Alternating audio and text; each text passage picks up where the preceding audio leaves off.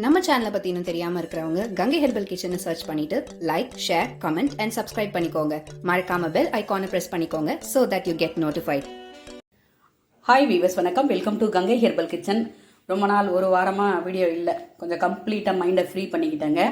ஆனால் வீடியோஸ் இருக்குது, நான் ஏற்றலை, என்னவோ தெரியல, ஒரு மாதிரி இருந்தது. அதனால் இப்போ இன்றைக்கி என்ன பண்ணேன், டிஃபன் சூப்பராக பண்ணேன். வெயிட் லாஸ் பண்ணுறவங்க, பிபி சுகர் இருக்கிறவங்க, அபவ் 40க்கு மேலே இருக்கிறவங்க எல்லாருமே சாப்பிட்லாங்க. ஒரு ஹெல்த்தியான ஒரு டிஃபன், ஓகேங்களா? வேணுன்றவங்க எடுத்துக்கோங்க. இப்போ மத்தியானத்துக்கு கொடுக்குறனாலும் சிறுதானியத்துலேயும் கொடுக்கலாம். மோஸ்ட்லி அபவ் 40க்கு மேலே இருக்கிறவங்க, வெயிட் லாஸ் பண்ணுறவங்க, சுகர் இருக்கிறவங்க, பிபி இருக்கிறவங்க எல்லாருமே என்ன பண்ணலாம்னா மில்லட்ஸ் எடுத்துக்கலாம். காலையிலையோ மத்தியானமோ எடுத்துக்கலாம். நம்ம வீடியோவில் சொல்லியிருக்கேன். அந்த எந்த மில்லட்ஸ் யாராருக்கு ஒத்துக்குதோ அதை நீங்கள் பயன்படுத்திக்கோங்க. இப்போ நான் என்ன பண்ணேன், கம்புல இடியாப்பம் பண்ணியிருக்கேன். கம்பு என்ன பண்ணேன்னா, கம்பு 1.5 டம்ளர், அரிசி மாவு நம்ம இடியாப்பம் மாவு அரைச்சி வச்சுருக்கோம் இல்லையா, அதில் 1 டம்ளர் எடுத்து நல்லா வெறும் கடாயில் வறுத்துட்டு பண்ணுங்கள். நம்ம வீடியோவில் போட்டிருப்பேன். வறுத்துட்டு அப்புறம் வெந்நீர் விட்டு ஆஸ் யூஷுவல் பிசைஞ்சு வச்சுட்டு நம்ம இந்த மாதிரி புழிஞ்சு வச்சுக்க வேண்டியதான். இந்த மாதிரி வாழை இலையை அடியில் கட் பண்ணி போட்டு பிளேட்டில் இந்த மாதிரி இடியாப்பம் புழிஞ்சு பாருங்கள், சூப்பராக இருக்கும். அது டேஸ்ட்டும் நல்லாயிருக்கும், உடல் ஆரோக்கியத்துக்கும் நல்லது. இன்றைக்கி கம்பு இடியாப்பமும் வெஜ்ஜு குருமா, எல்லா காயும் போட்டு, நீங்கள் மேக்ஸிமம் தண்ணி இருக்காது, எல்லா காய் தான் நிறைய இருக்கும். எல்லா காயும் சேர்த்துருக்கேன். நான் என்னென்ன காய் சேர்த்துருக்கேன் அப்படின்னா, ப்ரோக்கோலி, காலிஃப்ளவரு, கேரட்டு, நூக்கல், சவுச்சவு, பீன்ஸு, கேரட்டு எல்லாமே சேர்த்துருக்கேன். என்ன காய் இருந்து எல்லாத்தையும் சேர்த்து வச்சுட்டேன். சூப்பரான குருமா. இது ஈஸி குருமா, நம்ம வீடியோவில் போட்டிருக்கேன். ஆனால் என்னென்னா, அரை மூடி தேங்காய் அப்படியே கசகசா ஊற வச்சுட்டு தேங்காய் அரைச்சி, பெருஞ்சீரகம், கசகசா, தேங்காய் வச்சு அரைச்சி பேஸ்ட் மாதிரி ஊற்றிட்டேன். சூப்பராக இருக்குங்க. இதில் ஒரு டிராப் எண்ணெய் கூட கிடையாது. அருமையாக இருக்கும். ஆனால் அவ்வளோ சத்துங்க. இந்த மாதிரி வாரத்தில் 1 நாளோ 2 நாளோ டைம் கிடைக்கும் பொழுது இந்த மாதிரி இடியாப்பம் ஆவியில் நம்ம ஓடிக்கிட்டே இருக்கணும் போது பண்ண முடியாது. இப்போ நமக்கு லீவு அப்படின்னும்போது அன்னைக்கு நீங்கள் இந்த மாதிரி பிளான் பண்ணிக்கலாம், ஓகேங்களா? இது கூட மத்தியானம் வேணும்னா ரசம் சாதமோ தயிர் சாதமோ யாருக்கு என்ன பிடிக்குதோ அதை நீங்கள் வச்சுக்கலாம். இப்போ கம்பு இடியாப்பம், வெஜிடபிள் குருமா, சூப்பருங்க. எங்கள் வீட்டில் எல்லாரோட ஃபேவரட் இது. சிறுதானியத்தில் குதிரவாளி பொங்கல் இதை மாதிரி ஓப்பனில் நான் என்ன பண்ணேன்னா, உங்களுக்கு ஆல்ரெடி நான் ஷேர் பண்ணியிருப்பேன் வீடியோவை. பாசிப்பருப்பு என்ன பண்ணிட்டேன்னா, நீங்கள் எப்படி எடுத்துக்கிறீங்க, 1/2 டம்ளர் பாசிப்பருப்பு, 1/2 டம்ளர் குதிரவாளினாலும் எடுத்துக்கோங்க. நான் என்ன பண்ணேன்னா, 3/4 டம்ளர் குதிரவாளி, 1/4 டம்ளர் பாசிப்பருப்பு. அந்த பாசிப்பருப்பையும் வறுத்துட்டேன். குதிரவாளி அரிசி தனித்தனியாக வறுத்து ஊற வச்சுட்டேன்.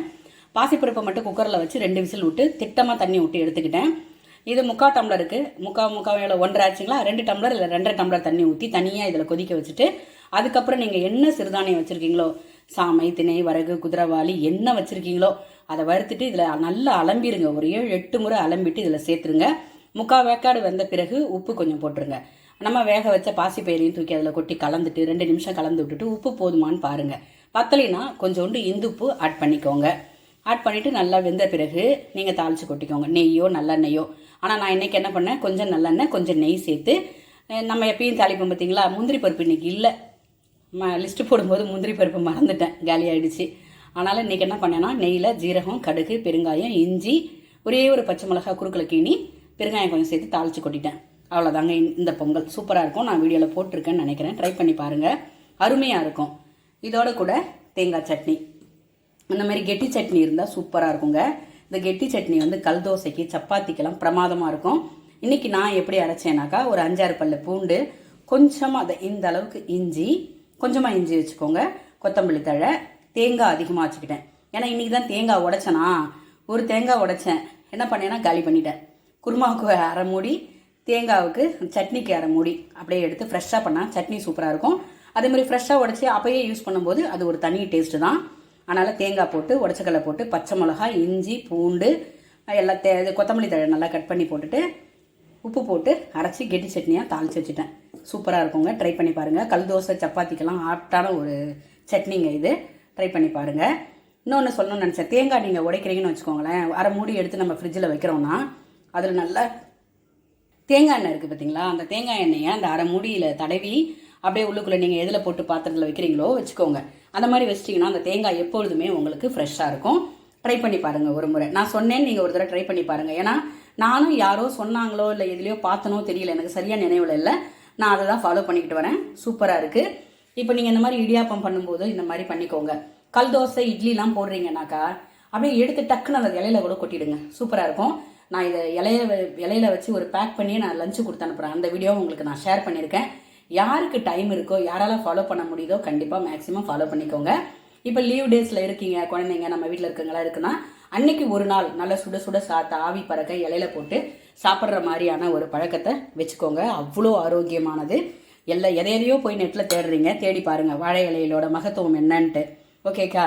அதை சொல்லுவாங்க, முருங்கை நட்டவன் வெறுங்கையோடு போக மாட்டான் அப்படின்னுவாங்க. ஏன்னா முருங்கை மரம் அவ்வளோ சத்து நிறைந்தது. அதாவது கொம்பு ஊனாமல் நடப்பான்றதுக்கு தான் வெறுங்கையோடு போவான் அப்படின்ற அர்த்தம். நம்ம அர்த்தம் தெரியலன்னா கேட்டுக்கோங்க, தெரிஞ்சவங்கள்ட்ட, பெரியவங்கள்ட்ட கண்டிப்பாக கேளுங்க, தெரியும். அது மாதிரி ஒரு வாழை மரம்னு சொல்லுவாங்க. வாழை மரம், தென்னை மரம், முருங்கை மரம் இதெல்லாம் இல்லாத வீடே இருக்காது அப்போல்லாம். நீங்கள் கேட்டு பாருங்கள். அது மாதிரி ஏன்னா வாழை மரம் பாருங்கள், யூஸ் பண்ணி ஒரு நிமிஷம் நினச்சி பாருங்களேன். வாழைத்தண்டு, வாழைப்பூவு, வாழை இலை, ஓகேங்களா? அந்த நார் விளக்கேற்றுவாங்க, ஓகேங்களா? எவ்வளோ இருக்குது அதில், பேக் பண்ணுறதுக்கு எல்லாத்துக்கும் பயன்படுது. எல்லாத்தோட மிகச்சிறந்தது என்னென்னா, சித்த மருத்துவத்தில் இருக்கிறவங்களுக்கு தெரியும் என்னென்னா, அந்த வாழையில் அடியில் கட் பண்ணிவிடுவாங்க. கட் பண்ணிவிட்டு அதில் குழி மாதிரி போட்டு இதை சில மருந்துகள் போட்டு நல்லா மூடி டைட்டாக கட்டி வச்சுருவாங்க. அதில் அப்படியே அந்த தண்ணி சுரந்து இருக்கும் பாருங்கள், அந்த தண்ணியை எடுத்து மருந்தோடு மிக்ஸ் பண்ணி கொடுப்பாங்க. இந்த கிட்னியில் கல் இருக்கிறவங்களுக்கு கொடுப்பாங்க. நான் பார்த்துருக்கேன், என் வீட்டில் என்னோட கணவரும் செய்வாங்க. ஓகேங்களா? இப்போ என்னோட பெண்ணுக்கும் அதெல்லாம் நல்லா ட்ரைனிங் கொடுத்துட்ருக்காங்க. அவங்களும் வந்து பார்த்துக்கிட்டு இருக்காங்க. இப்போ வந்து சிஆர்ஆர் ஐயா ஒர்க் பண்ணுறாங்கன்றது உங்களுக்கு தெரியும். அவங்களும் ஒரு சித்த மருத்துவர் தான், சிறந்த சித்த மருத்துவராக இருக்கணும். பார்ப்போம், கடவுளோட அருள். ஓகேங்களா? என்ன நமக்கு கிடைக்குதோ அதை அக்செப்ட் பண்ணிப்போம். இந்த மாதிரி சாப்பிடுங்க. இது வந்து எல்லாருமே சாப்பிட்லாங்க. இது காலையில் வேணும்னாலும் சாப்பிட்டுக்கோங்க, மத்தியானம் வேணும்னாலும் சாப்பிட்டுக்கோங்க.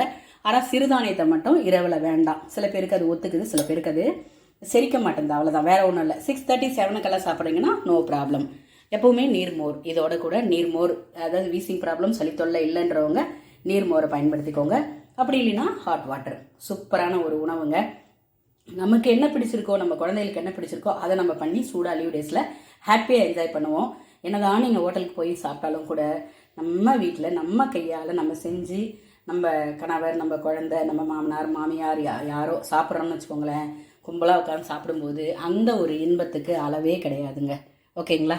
இது நான் நினைக்கிற தாட்டு. உங்களோட தாட்டு என்னன்னு எனக்கு தெரியாது. பிடிச்சவங்க எடுத்துக்கோங்க, பிடிக்காதவங்க சமையலை மட்டும் பார்த்துக்கோங்க. ஓகேங்களா? தேங்க்யூ.